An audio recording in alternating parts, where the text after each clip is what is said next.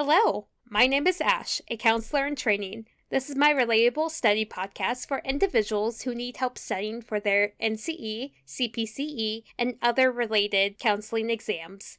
I'm going to go through many questions from multiple resources and make the answers relatable to both you and me. So get your listening ears on and let's get studying. How does a person typically respond in the anger stage of grief?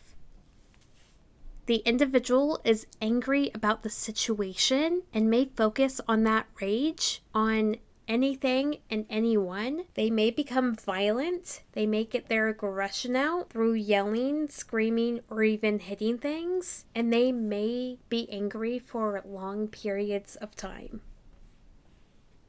The first studies which demonstrated that animals could indeed be conditioned to control automatic processes were conducted by A. Edward Thorndike, B. Joseph Wolpe, C. Neil Miller, D. Ivan Pavlov. The answer is C. Neil Miller was the first one to study animals that can condition to control automatic processes. I would recommend looking into the types of experiments he did. The only one that comes to mind is the pigeon experiment during any of the wars that occurred in the 1900s. Pavlov did the classical conditioning, whereas Thorndike and Wolpe did something else that is not related to conditioning. How does a person typically respond in the bargaining stage of grief?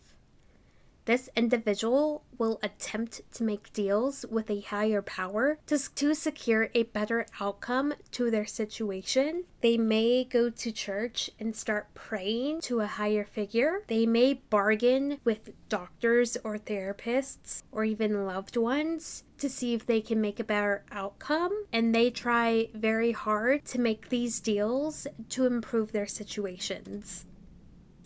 The significance of the Little Albert experiment by John B. Watson and Rosaline Rainier was that A. A phobia could be a learned behavior. B. It provided concrete proof that Skinner's model was correct. C. It provided concrete proof that Pavlov's model was correct. D. None of the above.